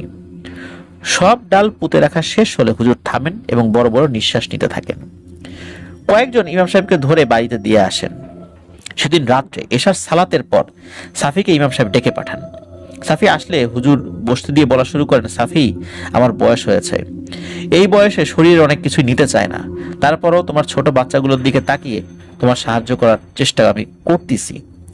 তোমার বাড়ির চারপাশে আমি কিছু ডাল পুঁতে রেখে এসেছি, মনে রেখো ওই ডালগুলো যেন কোনোভাবেই কোনো কারণে কেউ বের না করে ফেলে। সবচেয়ে ভালো হয় বেড়া দিয়ে ওই ডালের পাশে কিছু গাছ লাগিয়ে দাও। নামাজ কালাম পড়বা ঠিক মতো, আর আমি ওই জিন সর্দারের সাথে কথা বলা যায় কিনা দেখি। এখন যাও, পরে তোমাকে যদি লাগে আমি ডেকে পাঠাবো। কথা শেষ হলে সাফিকে কিছু আমল শিখিয়ে দিয়ে বাড়ি পাঠিয়ে দেন ইমাম সাহেব। রাত্রে তাহাজ্জুদের সালাত আদায় শেষে হুজুর ওনার ঘরে বসেই সেই জিন সর্দারকে ডাকার চেষ্টা করেন। অনেকক্ষণ চেষ্টা করে হুজুর উঠে যান আসন থেকে। এরপরে উঠোনে একটু বের হয়ে আসতে দেখতে পান উঠোনের এক কোণে অন্ধকার জায়গায় বিরাট দানবীয় একটি অবয়ব দাঁড়িয়ে তার দিকে তাকিয়ে আছে। ইমাম সাহেব সাহস করে এগিয়ে যান সেই দিকে, কিছুটা দূরে দাঁড়িয়ে সালাম দেন তার উদ্দেশ্যে। সালামের উত্তর না দিয়ে সেই অবয়বটি বলে ওঠে, অন্য কেউ ডাকলে আমি আসতাম না কোনোভাবেই। একজন মুসলিম হওয়া সত্ত্বেও তোমার ডাকে আমি দেখা করতে আসছি, কারণ আমাদের জিন জাতের অনেকেই তোমার কাছে শিক্ষা লাভ করে। ধর্ম নিয়ে অন্য সর্দারদের মতো আমার কোনো বাড়াবাড়ি নেই। এখন বলো, আমাকে তুমি কেন ডাকছো? আমাকে তো ওই লোভীর বাড়ি বন্ধ করে দিয়ে ওখানে ঢোকা বন্ধ করে দিছো, এখন আবার আমার কাছে কি চাও? ইমাম সাহেব তার উদ্দেশ্যে বললেন, দেখেন, আপনি তো একটা গোষ্ঠীর সর্দার, বিচার আচার তো আপনিই করেন, তাই না? আপনার গোষ্ঠীর কেউ যদি না জেনে না বুঝে কোনো ভুল করে ফেলে, তাহলে তার শাস্তি কি হতে পারে? সেই জিন সর্দার উত্তর দেন, ভুল করলে তার মাফ হয়, কিন্তু দোষ করলে কি মাফ হয়? ওই পরিবারের সকলেই আমার সন্তানের জীবনের জন্য তান্ত্রিককে দেয়া সেই অর্থ খেয়েছে। যে অর্থের জন্য আমার সন্তান মরেছে, সেই অর্থ ভোগকারী কেউ বেঁচে থাকবে না। না সেই তান্ত্রিকের পরিবার কেউ বেঁচে আছে এখন, আর না থাকবে এই সাফির পরিবারের কেউ। তবে হ্যাঁ, এতটুকু তোমাকে বলে যাই, আমি একদম অবিচার করি না, কিন্তু তার স্ত্রী এবং দুই মেয়ের কোনো ক্ষতি আমি করব না। তবে তার কোনো পুত্র সন্তান হলে আমি বাঁচতে দেব না। বাড়ি বন্ধ করে আসছো, সারা দুনিয়া কি তুমি বন্ধ করতে পারবা? একদিন ঠিকই আমি কিন্তু ওদেরকে ধরবো। আর হ্যাঁ, ওর মায়ের মৃত্যুর কারণও কিন্তু আমি। যেদিন আমার ছেলেকে তার 2 নাতি সহ অন্য বাচ্চারা পিটিয়ে মারছিল, তখন ওই বৃদ্ধা মহিলা একটু দাঁড়িয়ে নাতিদের মানা না করে বলছিল, দেখিস একদম মাইরা ফেলা, নাইলে কিন্তু এই সাপ আবার রাত্রে এসে কামড়াবে। হুজুর, তোমার সাথে আমার কোনো শত্রুতা নাই, কিন্তু তোমার ব্যাপারে আমি কিন্তু ভালো কিছুই খালি শুনছি, তাই তোমার সাথে আমার বিরোধ সৃষ্টি হোক এটা আমি চাই না। তোমার কিছু আমি করি এটাও আমি চাই না। তুমি কিন্তু আর কিছু করার চেষ্টা করো না এই বিষয়ে, তা না হলে এই বৃদ্ধ বয়সে তোমার একমাত্র নাতির লাশও কাঁধে নিতে হবে, এই বলে দিলাম। আমি আসি এখন, তোমার উপর কিন্তু আমার নজর থাকবে। আর একটা কথা বলে যাই, তুমি হয়তো এখনো জানো না এই কথাটা, ওই সাফির কাছে কিন্তু এখনো অনেক মুদ্রা রয়ে গেছে। তুমি এই মুদ্রাগুলো আমারে ফেরত দেওয়ার জন্য নিছিল তো, ওই লোভী এখনো কিছু মুদ্রা ওর কাছে রেখে দিছে। তার কাছে সন্তানের থেকে ওই মুদ্রাই বেশি দামি। এমন লোকের উপকার তুমি করতে চাচ্ছ, তুমি কিন্তু হয়তোবা মানবিক দিক চিন্তা করে কাজ করছো, কিন্তু ওর উপকার করা কিন্তু আসলে ঠিক হচ্ছে না। যা করো বুঝে শুনে করো। এই কথাগুলো বলে হুজুরের সামনে ওই অভাবটি শূন্যে মিলিয়ে যায়। শেষের কথাগুলো শুনে হুজুর সাফির এই কাজে মারাত্মক কষ্ট পেলেন এবং সেই সাথে রেগেও গেলেন। তিনি ভাবলেন যে না, আর কিছুই তিনি করবেন না। সাফির যে নফস, এটা পুরোপুরি শয়তান দখল করে ফেলেছে। এমন লোভে সে পড়েছে যে এই লোভ থেকে তাকে বের করা যাচ্ছে না। তার সন্তান মারা গেল, তার মা মারা গেল, বাকি সন্তানরা জীবিত আছে, অথচ সে তার লোভ থেকে বেরোতে পারছে না। এই ধরনের সিচুয়েশন হওয়ার পরেও আর আমার কাছে সে এইভাবে মিথ্যা কথা বলে গেল, আর আমি এর জন্য আমার একমাত্র নাতিটার সর্বনাশ করব। তাকে তো মানুষ করতে হবে, বড় আলেম বানাতে হবে। এসব ভাবতে ভাবতে হুজুর ওই দিনের মতো ঘরে চলে যান মনের কষ্ট নিয়ে। এরপরে সাফির পরিবারের তেমন কোনো ঘটনা ছাড়াই বেশ কিছুদিন কেটে যায়। হুজুর তার পরিবার নিয়ে বাগেরহাট চলে আসেন। সেখানে কয়েক বছর পর নিজে একটি মাদ্রাসা স্থাপন করেন। আল্লাহ সুবহানাহু ওয়া তাআলার অশেষ রহমতে নাতিকে তিনি বেশ ভালোভাবে শিক্ষাদান করতে থাকেন। কিন্তু হায়াত তো আসলে সারা জীবন থাকে না, তাই না? তাই একসময় আল্লাহ তাআলার ডাকে সাড়া দিয়ে ইমাম সাহেব চলে যান না ফেরার দেশে। তবে নাতিকে এই যে ঘটনাটি, এই ঘটনাটি উনি কিভাবে কতটুকু সমাধান করেছিলেন এই বিষয়টি বলে গিয়েছিলেন। আর এটাও বলে গিয়েছিলেন যে যদি কখনো সাফির পরিবারের কেউ কোনোদিন সাহায্যের জন্য আসে, তাহলে তার নাতি যেন তাদেরকে ফিরিয়ে না দেয়।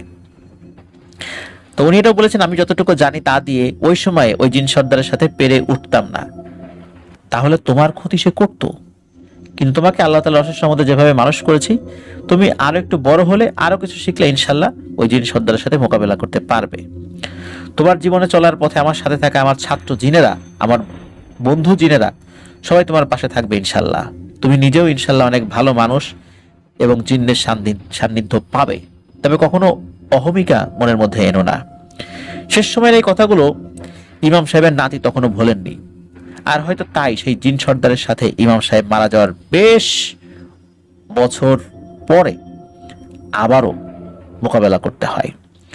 শিক্ষা দীক্ষা, জ্ঞান অর্জন, কঠোর পরিশ্রম ও আল্লাহ তাআলার অশেষ রহমতে একসময় যিনি নিজেকে দক্ষিণবঙ্গের নাম করা একজন আলেম হিসেবে প্রতিষ্ঠিত করতে সক্ষম হন। তো ওনার নামটা জুবাইর ভাই বলেছেন, আমি সঙ্গত কারণে বলছি না। তো যাই হোক, জীবনে তিনি অনেক ধরনের ঘটনার সম্মুখীন হয়েছেন। কত যে ঘটনার সম্মুখীন হয়েছেন তার কোনো হিসাব নেই। অনেক মানুষ এবং জিন যারা বিপথে ছিল, আল্লাহ তাআলার অশেষ রহমতে তার সান্নিধ্যে সুপথে এসেছেন। কত ছাত্র তার হাত ধরে হাফেজ হয়েছেন তা বাগেরহাটের অনেকেই জানেন। যাক, আমরা আবার ঘটনাতে ফেরত যাই। ইমাম সাহেব মারা যাওয়ার প্রায় আরো 15-16 বছর পরের ঘটনা। সেই সময়ে সেই হুজুরের বয়স, মানে এই যে নাতি, ওনার বয়স 40-এর কাছাকাছি হবে। সকলে ফজরের জামাত শেষ করে বাড়ি ফেরত এসে দেখেন দুইজন মহিলা আর একজন যুবক তার দাদার অর্থাৎ ইমাম সাহেবের কবরের কাছে শুকনো মুখে দাঁড়িয়ে আছেন। এটা দেখে বেশ অবাক হন ওই হুজুর। সচরাচর তিনি এবং তার পরিবারের লোকজন ছাড়া খুব বেশি মানুষ ইমাম সাহেবের কবর জিয়ারত করতে আসেন না।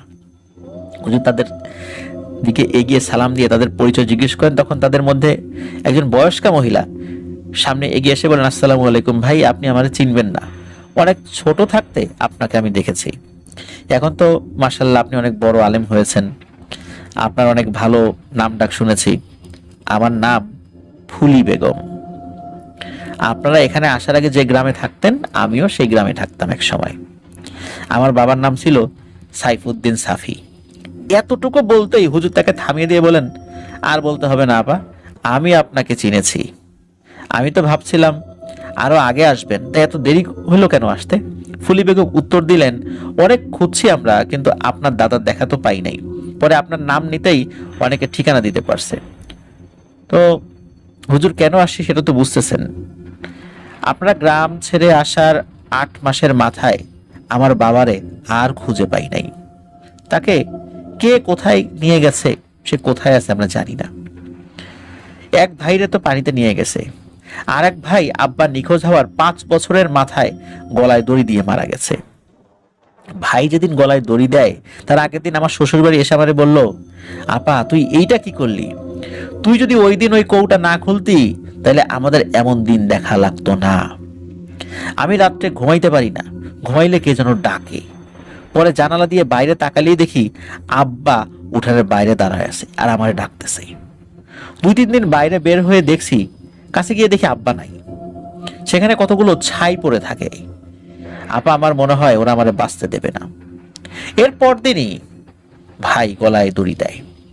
হুজুর সব শুনলেন মনোযোগ দিয়ে, তারপর বললেন, আপা আপনি বাড়ির ভেতরে আসেন, এখানে আর কিছুই বলার দরকার নাই। বাড়ির ভেতরে এসে বসার পর হুজুর বাকি দুজনের পরিচয় জিজ্ঞেস করতে জানতে পারেন তারা ফুলি বেগমের মেয়ে আর মেয়ের হাজবেন্ড। তাদের পরিচয় শুনেই বিচক্ষণ হুজুর বুঝতে পারেন মুসিবত এখন তাদের উপর এসে ঠেকেছে। হুজুর জিজ্ঞেস করেন, আপনার আর এক বোন ছিল, সে কোথায়? ফুলি বেগম বললেন, আমার ওই বোনের ভালো গেরস্থ ঘরে বিয়ে হয়েছিল, বারবার ছেলে সন্তান হয়ে মারা যাওয়ায় তারে অপায়া বলে অনেক নির্যাতন করত। এক সময় সহ্য করতে না পেরে সেও আত্মহত্যা করে। এখন আমার পরিবারের আমি একাই জীবিত। কিন্তু ভাই, আমি নিজের জন্য আসি নাই, আমি ওইটুকু বয়সে চোখের সামনে আমার পরিবারের সবাই নিয়ে মরতে দেখছি, এখন মরণের ভয় পাই না। কিন্তু এই আমার একটাই মেয়ে, ছেলে সন্তান আমারও হয়েছিল 2জন, কিন্তু বাঁচে নাই, বাঁচতে দেয় নাই। এখন আমার এই মেয়েটার সাথেও একই ঘটনা শুরু হয়েছে। এই বলে বহুদিনের কষ্ট বুকে নিয়ে অঝরে কেঁদে ওঠেন ফুলি বেগম। হুজুর চুপ করে বসে থাকেন, সময় দেন তাকে স্বাভাবিক হতে। বুঝতে পারছিলেন কি গিয়েছে এই পরিবারের উপর দিয়ে। ভেতরে ভেতরে হুজুর বেশ রেগে ওঠেন ওই জিনের উপরে। কিছুক্ষণ পর হুজুর বলেন, আপা থাক, আর কান্নাকাটি করেন না, আজকে আপনারা যারা মহিলারা তারা বাড়িতে ফেরত যান, আপনার মেয়ের হাজবেন্ড সে এখানে থাকুক। হুজুরের কথা অনুসারে ফুলি বেগম মেয়েকে নিয়ে চলে যান। হুজুর ওই যে মেয়ের যে ফুলি বেগমের মেয়ের যে হাজবেন্ড, তার নাম ছিল হলো হাসিব, তাকে নিয়ে বাড়ি থেকে বের হয়ে মাদ্রাসার দিকে যেতে থাকেন। প্রতিমধ্যে অনেক কিছু জিজ্ঞেস করে জেনে নেন টুকটাক তথ্যগুলো। তো এই হাসিবকে নিয়ে মাদ্রাসাতে সেদিন উনি ওই হাসিবকে থাকার ব্যবস্থা করে দেন আর কি, তার জন্য। আর হুজুরের জন্য যে বরাদ্দকৃত ইবাদতখানা কাম অফিস, সেখানে গিয়ে হুজুর দরজা বন্ধ করে দেন। উনি দরজা বন্ধ করলে কেউ সহজে সেখানে যেতেন না, কারণ মাদ্রাসার সকালে মোটামুটি জানতেন হুজুরের সাথে এখন অনেকেই দেখা করতে আসবেন। হুজুর সবসময়ের মতো তার তথ্য সংগ্রহ করা জিনিসদের ডেকে পাঠান এবং অপেক্ষা করতে থাকেন। একটু পরেই ঘরের উল্টো পাশের জানালা দিয়ে দমকা এক বাতাস এসে ঘরে ঢুকেই সালাম দেয়। সালামের উত্তর দিয়ে হুজুর বলেন, তোমার জন্য একটা বিশেষ কাজ আছে, আজকে আমি তোমাদের কিছু পত্র দিয়ে সর্দারদের কাছে পাঠাবো, তোমরা যাবে এবং আজ রাতে তাদের আমার বাড়িতে নিমন্ত্রণ দিয়ে আসবে। অবশ্যই অবশ্যই পাথর জমিনের বাদশাহ সর্দারে আলাকে আমার সালাম জানাবে এবং খুব আন্তরিকভাবে সালাম জানাবে এবং বলবে যে আমার নিমন্ত্রণ যেন উনি গ্রহণ করেন এবং বলবেন যে ওনাকে আমার খুবই প্রয়োজন। এই সর্দারে আলা হচ্ছে সুফিয়ান হুজুরের সেই বড় দাদা। জিনেরা এই দাওয়াত নিয়ে চলে যান সকলকে পৌঁছে দিতে। মাগরিবের জামাত শেষে হুজুর মসজিদের বাইরে একটু হাঁটাহাঁটি করছিলেন, তখন পেছন থেকে সালাম শুনে হুজুর ঘুরে তাকিয়ে দেখেন তার তথ্য সংগ্রহকারী জিনেরা এসেছেন। তারা জানালেন সবাই দাওয়াত কবুল করেছেন এবং সর্দারে আলা ঠিক সময়ে উপস্থিত হবেন বলে জানিয়েছেন। হুজুর তাদেরকে বিদায় দিয়ে বাজারের দিকে রওনা হন। বাজারে গিয়ে ভালো মানের কিছু মিষ্টি নিয়ে আস্তে আস্তে বাড়ির পথ ধরেন। বাড়ি এসে স্ত্রীকে ডেকে একটু শরবত তৈরি করে রাখতে বলেন। ঠিক মধ্যরাতে হুজুর তসবিহ পড়ছিলেন, তখন একজন একজন করে মুসলিম জিন সর্দারগণ উপস্থিত হন, যারা বিভিন্ন এলাকার সর্দার ছিলেন। সবাই উপস্থিত হলেও সর্দারে আলা মানে এই বড়দাদা আসছিলেন না দেখে উনি একটু বিচলিত হন। তখন একজন বলে ওঠেন, হাফেজ সাহেব চিন্তা করবেন না, হুজুর আসবেন। তিনি একটি বিচার সম্পন্ন করতে গিয়েছেন। তো বিভিন্ন বিষয় নিয়ে অন্য সর্দারদের সাথে হুজুর কথা বলছিলেন। কিছুক্ষণের মধ্যে সারা বাড়ির আঙিনা সুগন্ধি ছড়িয়ে ঘরে প্রবেশ করেন সর্দারে আলা তথা বড়দাদা। তিনি আসতেই সকলে উঠে দাঁড়িয়ে সালাম দেন। বড়দাদা সালামের উত্তর দিয়ে সকলের দিকে তাকিয়ে বলেন, মাশাআল্লাহ, হাফেজ সাহেব কি এমন সুখবর আছে যার কারণে মহান রাব্বুল আলামিন সকলকে একসাথে দেখার তৌফিক দিয়েছেন? তখন হাফেজ সাহেব উত্তর দিলেন, হুজুর সুখবর এখনো হয়নি, তবে আপনার সম্মতি এবং সাহায্য করলে ইনশাআল্লাহ সুখবর হবে। সবাই অবাক হয়ে হাফেজ সাহেব হুজুরের দিকে তাকালে হুজুর তার গ্রামের বাড়ি থেকে শুরু করে সাফির পরিবারের সাথে ঘটনা যেটা ঘটেছে তার দাদার মুখ থেকে শুনেছেন, তারপরে যে ফুলি বেগমের কাছ থেকে শুনেছেন, সব কিছু উনি এই বিষয়টি উপস্থাপন করেন। সর্দারগণ সব শুনে বড় দাদার মতামতের জন্য চুপ করে থাকেন। বড় দাদা সবকিছু মনোযোগ দিয়ে শুনলেন, তারপর বেশ কিছুক্ষণ চুপ থেকে হঠাৎ বলে ওঠেন, হাফেজ সাহেব, আজ আপনার বাড়িতে এই সমস্যার সমাধান না করে কিছু খাওয়াটা আমার কাছে হালাল বলে মনে হচ্ছে না। আল্লাহ শক্তি দিয়েছেন, তাই বলে সেটা দুর্বলের উপর দেখানো অপরাধ। সেই জিন সর্দার প্রথমে যেটা করেছে সেটা একজন সন্তান হারা পিতার কাছ থেকে এটা আশা করাই যায়। এটা দোষের কিছু সে করেনি, কারণ তার সন্তানকে যেভাবে সে নিহত হতে দেখেছে সে প্রতিশোধের নেশায় সেটা করেছে। এইটার জন্য তাকে কোনো শাস্তি দিতে পারবো না। কিন্তু এখন সে যেটা করছে সেটা তার অহমিকা প্রকাশ করে করছে, আর এটা আমি মেনে নেব না। নিরীহ মানুষগুলোর পরিবার পরিজন ধ্বংস করে সে খুব অপরাধ করেছে, কিন্তু এখন যেটা করছে, যে সন্তানগুলো পৃথিবীতে আসবে তারা তো কোনো অপরাধ করেনি, তাদেরকেও ক্রমাগত হত্যা করে যাচ্ছে। তারা কি সেই পয়সার অর্থ খেয়েছিল? তারা তো সেই স্বর্ণ মুদ্রার অর্থ খায়নি। সুতরাং এদেরকে হত্যা করা ওই জিন সর্দারের অহমিকার বহিঃপ্রকাশ ছাড়ার কিছুই নয়। সুতরাং এটার বিচার তো করতে হবে। তখন উপস্থিত অন্য সর্দারদের কাছে বড়দাদা জানতে চান যে আপনাদের সম্মতি কি, আপনারা কি ওই জিন সর্দারের বিচার করতে দিবেন? আপনাদের কোনো আপত্তি আছে? তখন উপস্থিত সবাই বলেন যে না, আমাদের কোনো আপত্তি নাই, আপনি আপনার মতো করে যেটা ভালো হয় সেটা করেন। তখন বড়দাদা তার অনুগত একজন জিন রেহমান ভাইকে ডেকে পাঠান বা তার উদ্দেশ্যে ডাক দেন। রেহমান ভাই সকলকে সালাম দিয়ে ঘরে প্রবেশ করলে বড়দাদা বলেন, রেহমান, তুমি সব শুনেছ, তুমি সেই জিন এবং তার সাহায্যকারী যত জিন আছে সকলকে গিয়ে আমার সালাম জানাবে এবং বলবে তারা যেন আমার সাথে এসে দেখা করে। যদি আমার কাছে আসতে অপারগতা প্রকাশ করে তাহলে জোর করে নিয়ে আসবে, আর যদি কোনো ঝামেলা করে তাহলে তাকে জীবিত অথবা মৃত যে কোনো ভাবে আমার সামনে এনে উপস্থিত করবা। এটাই আমার তরফ থেকে তোমার জন্য নির্দেশনা। তো রেহমান ভাই বড়দাদার আদেশ পালনের সাথে সাথে সেখান থেকে চলে যান। তখন বড়দাদা হাফেজ সাহেব হুজুরকে বলেন, হাফেজ সাহেব, সাফির মেয়ে এবং তার পরিবারকে আমার তরফ থেকে সালাম দিবেন, বলবেন মহান আল্লাহ কাউকে এত ক্ষমতা দেননি যে সে ভুলে যাবে তার সীমানা। যে সীমানা ভুলে যায় তার কিন্তু একটা সময়ের কিছুই থাকে না, আর নিশ্চয়ই আল্লাহ সীমা লঙ্ঘনকারীকে পছন্দ করেন না। বড়দাদা এই কথা বলে কিছু না খেয়ে উঠে চলে যান। উপস্থিত সর্দারগণ একে একে বিদায় নিয়ে চলে যান। সকালে ফজরের নামাজের পর হুজুর মাদ্রাসাতে গিয়ে হাসিবকে ডেকে পাঠান। হাসিব আসলে হুজুর বলেন যে আশা করি কিছুদিনের মধ্যে তোমাদের পরিবারের এই কালো ইতিহাস এবং সেই অভিশাপ দুই শেষ হবে ইনশাল্লাহ। যাও, বাড়ি ফিরে যাও, বাড়ির সকলকে আমার সালাম জানিও। আর তোমার কাছে আবদার, সামনে ইনশাল্লাহ আল্লাহ তাআলার হুকুমে যদি তোমাদের ছেলে সন্তান হয় তাকে দ্বীনের লাইনে লেখাপড়া করিও, এটাই আমার অনুরোধ। জানি না কতদিন বাঁচবো, কিন্তু নিশ্চয়ই ভালো কাজ করার চেষ্টা করছি, আল্লাহ তাআলা যদি আমার কাজে সন্তুষ্ট হন।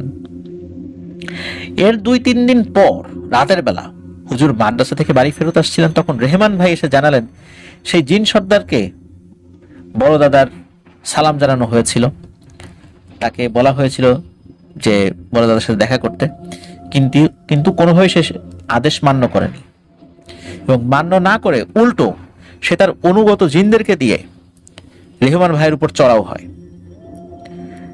বার্তাবাহক কোনো জিনের উপর চড়াও হওয়া এটা মারাত্মক অপরাধ। শুধু জিনদের বেলায় না, মানুষের ক্ষেত্রেও যদি কোনো বার্তাবাহক কোনো শত্রু অঞ্চলেও যায় তাকে আক্রমণ করা যাবে না। কিন্তু এই জিন সর্দার এই কাজটি করার কারণে ভয়ানক একটা ঝামেলা সৃষ্টি হয়ে যায়। রেহমান ভাইয়ের সাথে যাওয়া অন্যান্য জিনেরা দূরে ছিল, যখন তারা দেখলো যে রেহমান ভাই আক্রান্ত হয়েছেন, তখন সেই জিনেরা এসে রেহমান ভাইকে বাঁচানোর জন্য ওই জিন সর্দার এবং তার অনুগত জিনদের উপর আক্রমণ করে, এবং সেই আক্রমণে ওই জিন সর্দার সহ তার অনুগত সকল জিনেরাই নিহত হন। নেহায়েত বাধ্য হয়েই তাকে হত্যা করতে হয়েছে। হুজুর সব শুনে একটা দীর্ঘ নিঃশ্বাস ফেলে আস্তে আস্তে বাড়ির পথ ধরেন। প্রিয় লিসেনার্স, ঘটনা এখানেই শেষ। হাসিবের বছর 2 পরেই একটি পুত্র সন্তান হয়েছে সুসংবাদ হুজুরকে দিয়েছিলেন। পরবর্তীতে এই যে হাসিবের সেই পুত্র সন্তানকে তিনি মাদ্রাসায় ভর্তি করিয়েছিলেন। আর প্রিয় লিসেনার্স, আপনারা ভেবে অবাক হবেন যে সেই পুত্র সন্তান এখন বাংলাদেশের নাম করা একজন ইসলামিক বক্তা। তার নাম বলা যাচ্ছে না, অবশ্যই তার নাম বলাটা ঠিক হবে না।